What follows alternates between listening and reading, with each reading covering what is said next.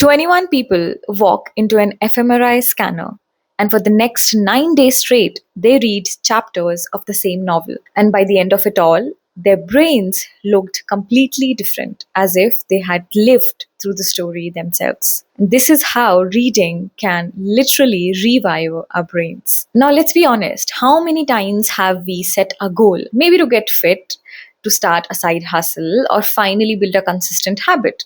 But a few weeks later, we just go back to the same old routine. And it's not because we're lazy all the time, right? It is because our brain is wired to stick with what's familiar, and we keep falling back into our old patterns. But you see, our brain is not fixed. And for us people, it's a great news. Our brains can literally rewire itself. And one of the simplest yet most powerful ways to do that is something that you probably already love doing, or maybe have tried before, which is reading. Daily reading, if done right, doesn't just give you knowledge, it can literally reshape your brain's wiring. It can help you embody the mindset, the discipline, the lifestyle you need to achieve your goals. See, our brains doesn't just learn by storing words like a dictionary, right?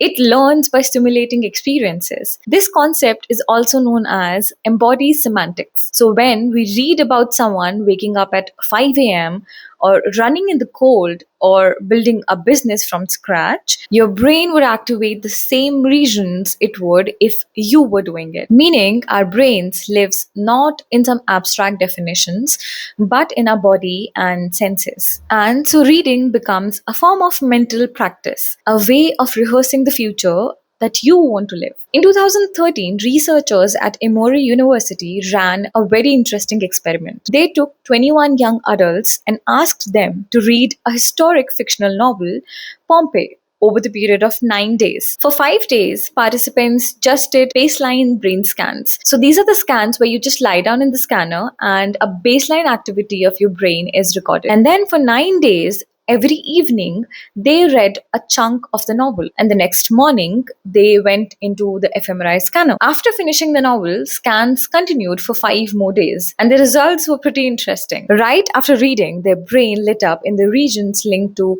perspective taking and story comprehension, basically empathy and imagination, which was an expected result, right? But here's something interesting. Even after the novel ended, the somatosensory cortex, which is part of the brain tied to bodily sensations and movements, stayed more connected. In simple words, the novel left sort of biological imprint on the brain. Their brains were simulating the experiences of the characters as if those lives were now part of their own. And so if we read books not just randomly, but books aligned with our goals, about discipline, about creativity, about resilience, our brain starts embodying those qualities. It doesn't just process the abstract words, but it runs little simulations of what those words actually mean. If you read books about running a marathon, your motor cortex, the same region that controls your legs, actually show active. If you read about a warm hug, the somatosensory cortex, which processes touch, actually lights up. And even abstract ideas like grasping an idea trigger the same circuits you use to physically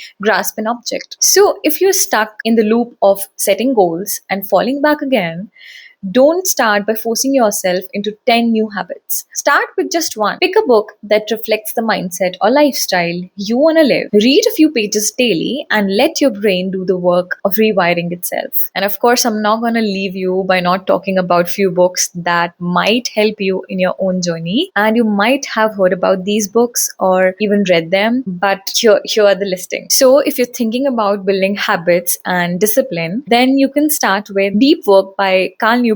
It teaches focus and discipline to cut distractions so you can achieve the mastery that you need for your goals. And the second one is The War of Art by Stephen Pressfield. It is a raw, powerful book on overcoming resistance and showing up every day for your craft. And if you're building resilience and grit, then I would suggest you to start with Man's Search for Meaning by Viktor Frankl. This one is a classic on resilience through suffering and talks about meaning as the ultimate strength. Then the second one is Can't Hurt Me by David Goggins. Again, a very powerful book talking about personal, brutally honest lessons in pushing past limit and building mental toughness. And if you're looking for something to achieve your goals and growth, then The One Thing by Gary Keller is a very interesting book to start with. It teaches you how to cut through distractions and focus on one single most important action that moves you closer to your goals. The second one is The 7 Habits of Highly Effective People by Stephen R. Covey. Again, a very powerful book. It's a timeless framework for aligning daily actions with long-term goals. And this section of recommended books is probably for me, because if I would have been in your place, then I would love to see this section, which is books for your spiritual growth and inner balance. The first one is The Power of Now by Eckhart Tolle. It's a deep but simple guide to presence and escaping the trap of overthinking. The second one is The Untethered Soul by Michael Singer. It explores consciousness, letting go, and spiritual freedom in everyday life. If you have continued watching till now,